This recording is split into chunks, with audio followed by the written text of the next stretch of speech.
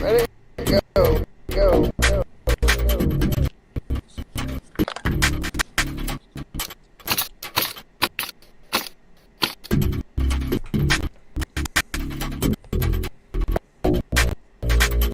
Go, go, go, go.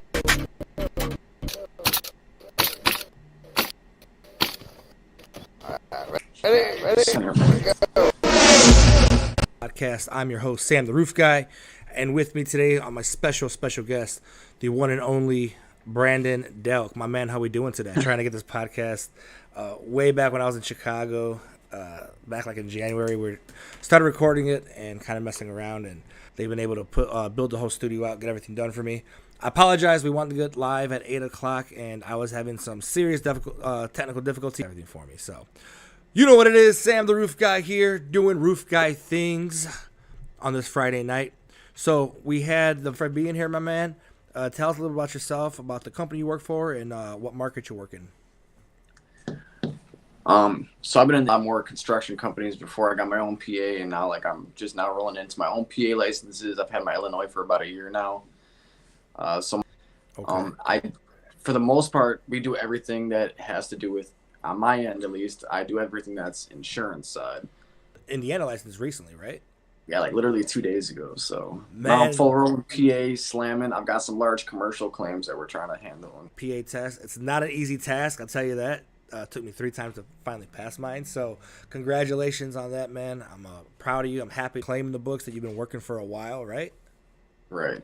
Tell us about that. So how did you come across it? How have you been communicating? Originally, when they contacted me through a referral for a church. And it's actually a large church. It's like a large complex at a church. I'm actually in the works for 3 months because another PA was under the file, and I don't want to disclose her name or anything, but we ended up taking the file from them to get everything together, put the file, and by the end of it, we're hoping to hit about $1 million. I mean, it's a very large comp. So at the moment, we're waiting on an engineer report to end up getting that covered and to do some more diagnostics on the roof. One of our main ones that we use is True North, and they're based out of Illinois, but they work a lot over like in the region area between Northwest Indiana and Chicago. Sitting at a stand points, which is why we had taken over to try and put it a little bit more onto the. I misunderstood you. I'm sorry. Is it the church you go to, or are you saying that you're dealing with a claim for a church and they referred you over? A lot of negotiating. We met the other PA and us. We all met together with the client and the pastor that was running the whole organization. We sat there. We disclosed information in between each other, kind of debating as to where the progress of the claim should be going. This is okay. I don't think that a lot of people understand commercial claims to a fine detail. Like some of the people that we work with, for example, Blake Thorne, into the policy and figure out a way that we could kind of put it into our ball or into our side of the playing field. Okay. Smart. I enjoyed having him work on my claims at times that he was. So we're going to have several PAs lined up to come on the show. We have a couple of lines to see if we can get him on here as well. Yeah. He for sure would be a great choice. So now, so that $1 million, you must be doing pretty well. I know you had posted several months back that you had already hit $1 million. What's your year to date? That YTD is. I'm at 1.2. That's on active. I still have some that are in the works, which technically aren't even in my books yet. For example, like that claim, which we're gonna land big on. If we count into all the larger stuff, probably around $2 million, with my little group included. So okay. I'll let you know any comments that are coming on. We got a couple people watching right now. Shout out to Victor Gutierrez. He just commented first, so he wanted to be recognized for being the first one on here. And he runs an excellent recruiting company. They're called What You Need. He's actually already lined up to be on the show. All the headaches of bringing you guys who are brand new to the industry, they filter them out and get them ready for you. I think Ed. We probably ran into together several times. So we worked together at an unnamed company several years back. How long ago was that at the other company? I was like just born or 1 year old. So that's how I got to know Branden. And just for you guys watching, I want to kind of, let you know how I know him and his knowledge of discontinued shingles. And right now it's kind of a big topic in the industry, and that's something that's kind of more on the rise. It wasn't back then. I went door knocking, and I'd already been, in the industry for several years at this point. I've been in it since 2012, so I'm already 5 years in, and you just name drop all the time these discontinued shingles, and I'm like, man, like, how do you learn these? And so you just, I was blown away because most cameras are just, they want to set the appointment, that's it. And then I seen you start closing deals, and you started, kicking ass, and change of scenery. And once again, when I was with Storm Life, you came in, and I challenged you. I said, hey, we have 20 inks in a week, each a baby blue shirt. And was it your first or your second week? You were like, how many inks do I need? I was like, 20. You're like, all right, bet. And sure enough, man, you made me proud. I brought you in, hyped you up, and you killed it while you were with us. And so kind of tell us about a little bit. I want to go more into where you're at now, what you've been doing the last year. So we work another opportunity, and I've seen you grow. I've seen you grow a team. I've seen the company grow with your presence. So tell us a little about from the time when, the last year or so. So originally when I went to Alamo, it was kind of like, the Indiana office was kind of sinking, which I understood because they had to prop their main office, which is over in Illinois at the time. But I just knew that I saw somebody who was hungry, who knew what the work that they were doing, and I wanted honest work and actually cared about their business and the people. I mean, honestly, it's a lot of ups and downs, especially because Alamo was just starting. We're trying to learn the insurance game. I'm just now finally rolling into my PA license, producing the most, showing people the way, showing them how to generate it, how to work their files, and it's been flowing a little bit better lately.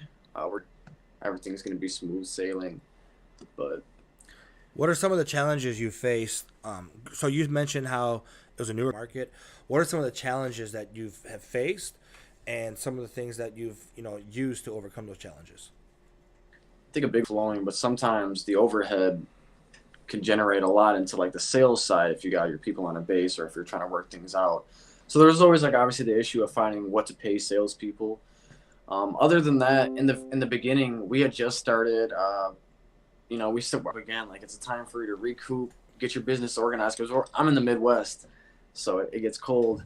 Does it? It gets cold in Chicago in the wintertime? It's organize things, get the details punched out. Because for newer companies, you don't know what you don't know until it arises.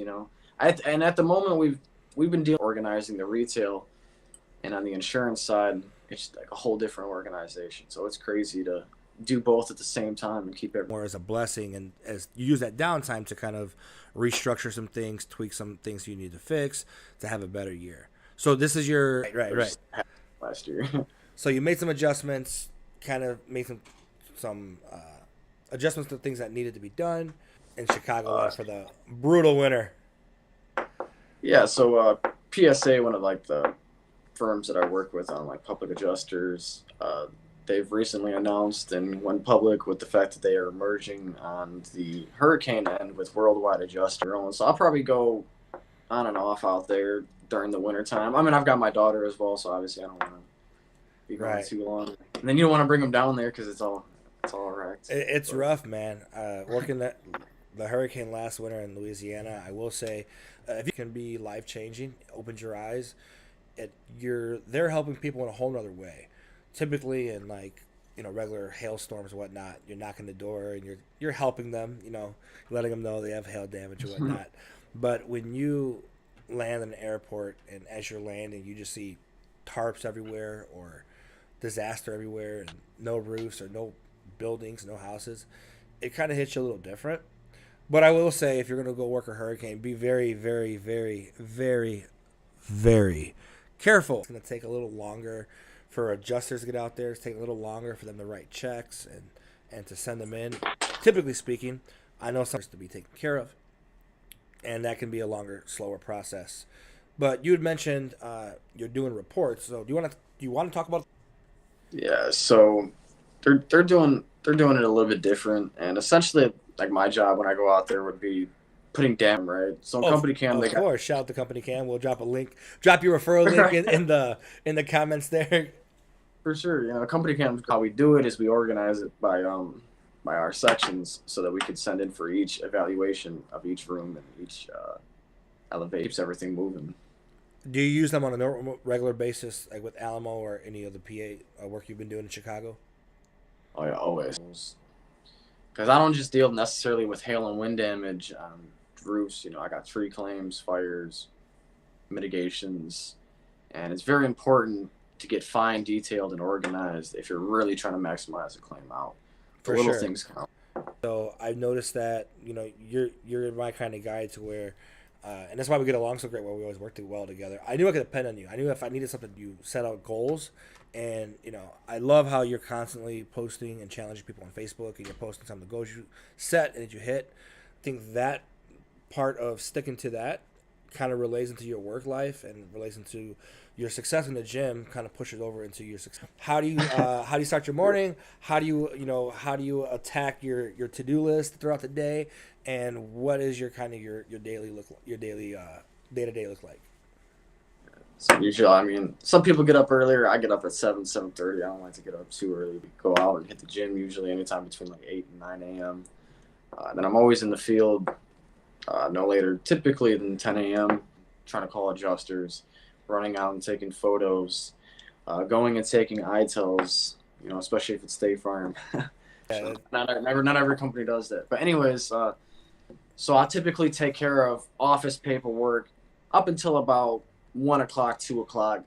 After that, I'm trying to meet with my clients, for the most part, when I was contractor, I'd go and do work orders. Now what I'm going to be doing is I'm going to have to collect the checks, and since it'll be PA. Well, they get mailed to you, don't they? As a public adjuster, your name's on. So on that topic of going from contractor to PA, any guys watching here who are interested in becoming, anyone watching this podcast who kind of has an interest in becoming a public adjuster, what's the main difference? What would you say the main difference has been from working on the contractor side to switching over to the public adjuster side for you at least? I mean, there's. What do you mean? Everybody knows how that is. Like if you get them approved, and then all of a sudden they if you're in only a contingency and you can't to go to Vegas, or they want to put rims on their 2008 Tahoe. And the biggest, gotta put a lien on the house. Oh, you already know what I do in that situation. I just take that lien sticker and smack it on that front door. To the policy, I'm very good at diving into it, figuring out exactly what I need, taking that terminology, portraying that to an adjuster, and using it for my own benefit essentially. But a big part of that also comes with your relations with the adjusters, of course. You don't want salesman. Yeah, Frank. So Frank works for Alamo Construction, and he pretty much 99% of his sales are retail, correct? Yeah, basically. So Frank, he's got some good insurance. We're seeing it on Facebook, man. Awesome job. Frank's a good guy. He's just a genuinely professional, good guy. It makes me happy to see guys, kind of. And this is, I think he's probably watching this because you're on here and you push him and inspire him. So, big difference. You said, protecting your money. Homeowners can't run off with checks. Your name comes on the check. What has been some of the challenges maybe from transitioning from the contractor to the public adjuster? Well, in Illinois is one of the few states where you could actually be the contractor and the public. Work orders become a little bit more difficult because obviously that's the contractor side, and just the separation of the PA and the construction, which we are completely separate. It's two different companies. We're just trying to get our T's in order as we merge. Other than getting your bonds, PA licenses, paying for all of it, fees. There you go. Trying to pass the test. Adjuster side, it states that the check comes in your name, and that if they cancel, there's a cancellation fee. How do you overcome that? Because there's some guys who are watching who are new PAs, and they're used to just that contingency. The contingency is one of the easiest things to sign. I tell guys all the time, tell a homeowner or convince somebody, hey, it's a win-win for you. If you sign this, we get you approved, we do the work for you off with the insurance. When you have an actual contract that would hold up in court and says, we get you approved, we're getting the work done. If you want to use it kind of just where you really haven't had any situation. Actually, that's funny you said about the check. Well, I'm sure you already know me from Mid-America working at under PAs and stuff. So your name is actually on the claim because you're a legal representative for them, acting on their behalf throughout the claim. So when we send in the letter of representation, which is what says that like our name's going to be on the check, and we send it into the insurance, that's the document that's allowing us to actually talk with them, speak at the policy, not have to relay information, and not let the insurance try and dodge us. What was the other question? There was something else you had. Just wondering, like, any kickback that you're getting, because once it's the difference. Oh, yeah. It's not as easy, quote unquote, easy as a contingency. It's a pretty solid contract that lets them know I'm the one that they're going to answer to. I'm the one they're going to talk to, and we're going to be representing you completely. And if when you go from that contingency to the PA, typically in a contingency, if you have half a roof approved, or it's a repair, or 540 individual handshake shakes. So in that situation, it's not a full approval, and so you can't really, you're not going to be like, well, give my 10% of that. That'd be illegal. That would be working as a public adjuster. So as a public adjuster though, if it's right now it's at $68,000. So it's at $68,000, and they pay the nail right now. But in that situation, if you weren't able to get it fully approved, you'd get your percentage off that. If I can't get you fully approved, then you don't owe me anything. All bets are off. So, have you had any claims like that to where you're looking at a large loss or whatever your public adjusting fee is, regardless if you don't do the work? So, do you get any kickback from that at all, or do you? I guess it kind of depends on the client. Like, for example, if it's residential, and I'm gonna tell them if I get them a partial approval, I'm not gonna take the money from them. So I'm gonna basically explain to them like, hey, if I don't get you approved, don't worry, I'm not gonna take any fees from you. I'm just trying to get you approved. No, what if However, there's a lot that goes into stuff like that. For example, you almost guarantee that you're gonna have to take some type of get people out there, and a lot's gonna be involved because State Farm. Yeah. If people are really worried about the kickback though, and them taking fees, and they're probably going to try and run off on you. 100%. I agree. When someone starts asking about, well, what if I do use somebody? I'm going to use you. I'm going to use you. But, like, if I don't, like, what's going to happen? That's when you're like, you know what, dude? I'm not even going to waste my time. Hey, shout out to my man, Miguel Garcia. He just put on the comments here that, there you go. Turn it sideways. All right. My man Miguel Garcia just put on there. He just got his independent adjuster's license for Florida, so he's gonna be out there helping out homeowners. Miguel, congratulations, brother! A week at a time, couple weeks, or if they're gonna be there all winter long, or if they're gonna plant the roots there. It makes me happy to see that. Like I said, working the hurricane, we make a lot of money. I mean, just keeping it real. And then you go down there, and you're just like, damn, man, people's lives were the Miguel on some claims down there when you're working. So, what would you say would be the number one thing that you've implemented? I think I lost you. There you go. What's one thing that you do or that you have done, whether it's a daily routine? I'll be honest, you're one of those guys who, when you go out there, you're getting claims. If you wanted to get 15 claims a week, residential goes up and signs the deal. I'm talking, he knocks his doors, gets the claim filed, runs adjustments, picks up checks. You're one that had some systems in play to make things easier for you. But so when you are in a sales rut, when you're in a funk, because we all go through them, everyone goes, you have your ups and advice you would give somebody on how to pull yourself out of that. Because like I said, we've all have them. We all go through them sometimes. When someone who is typically a high performer, or typically, they're able to pull their own weight as far as sales go, when they're in a funk, what's something that you typically do to pull yourself out? Oh, maybe it's me. Like, why am I not pitching right? Why am I not doing this and that? But really, like, most of the time, what I'll end up doing to reverse psychology, I'm not going to give up. I'm going to find it. I try and as soon as I start getting a negative mindset and it starts not going the way I want, I try and catch it instant. Don't be hard on yourself. You're going to be down. You just got to feed yourself positive thoughts, positive mental attitude, and you're going to get it. PMA, baby. It's the confidence. If you're out there sad and mopey and you don't got the confidence, you're not going to get it. So if you stay confident, stay humble, stay focused, it'll all come together. That's always my key thing, confidence. What would you say you have a soon-to-be bride, you have a little girl, calls you daddy, and you have a sales team, and you have, now you got your PA. Don't work very much, so the life balance is there. But someone like you who, you're crushing goals, you're killing it, you're making time for the gym, your daily duties, and crushing your goals. Everything is scheduled. I mean, my calendar is literally my life. And if you're in this industry organized about a calendar, honestly, you're going to fall behind. Clients are going to fall behind. So that's been one of my biggest things. For and sure. honestly, like, some weeks I might is what it is. But I always make sure that by the end of it, like, if I did go really hard one week and I worked a lot of hours, next week I'll maybe work like this when I go down to Florida. So when I come back, I mean, I'm not – when it's wintertime, I'm going to relax for, like, at least a week. Get some time with the family. When you're on vacation, you're not on vacation, but enjoy some beach time there in Chicago. Oh, yeah. it's getting cold quick, man. It's cold so quick. Like one day it hailed 5 times. Jesus, how big was it? Most of it was microbursts. It was like so you just little tiny pea size. Yeah. What's been like the biggest hailstorm or like biggest size hail that you've worked? Oh. To be honest, it's kind of sad, but I think only 2.5 or like 3. Wow. Because honestly, it was that one year with Mid-America. I actually know it was like looking like everyone got shot with Mafia came through.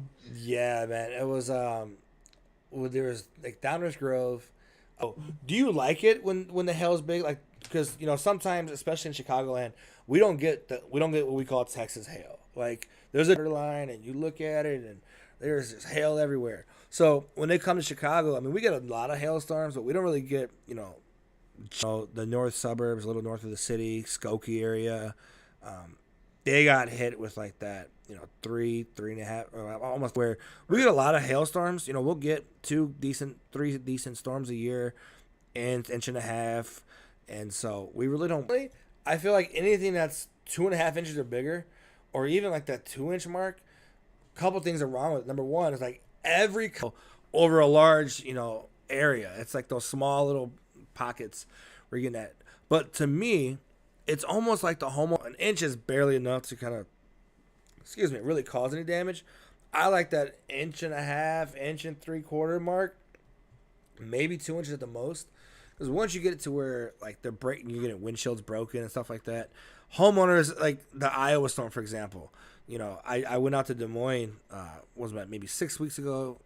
About 6 weeks ago or so, they got hit 8 weeks ago, and everyone from all over, from Nebraska and parts of Illinois and all over Iowa was just there, and windshields are broken out. The market you're working. Someone's got to get the job still, right? What's that? Someone's got to get the job still, right? For sure. It's just more so no one wants to sign a contingency. They all have, they want 3 estimates. I'm not saying, I mean, I got a couple of jobs built up there. I just built one. We got one built last. By your rules, they want to tell you how they're working. So these storms you get in the market you're working, like, do you have the situation? Chicago is one of the most saturated markets out there. Like, when I think of saturated markets, the first 3 things that pop in my mind: DFW, Dallas-Fort Worth. You've never done it before. Those are probably 3 markets you don't want to just start and dive in. It may be good for you. I mean, it may be one of those, like, you get thrown the wolves out. Contractors is the restoration game, the insurance game, kind of building up out there. There are a lot more companies starting up left and right. Or companies in like Northwest Indiana. And that's like being generous. I mean, there are some like major name players. Like you got RBI, of course. You got Lux, which I don't know what's going on with them necessarily, but got Alpha Storm Solutions that's been around for a while in this area. I don't know. Sierra's calling me, but. You got I know you got a date night tonight. So, man, I appreciate you for being on the show. Thank you so much for coming on here. That's why I'm wearing this, Halloween. There you go. My man, thank you so much. Congratulations, bro. I'm so proud of you. I'm happy to see you got your PA license in Indiana. I know it was in the works for a while to the industry. Congratulations again. Best of luck to you down in Florida. Stay safe. Thanks for watching. I appreciate you being on the show, bro.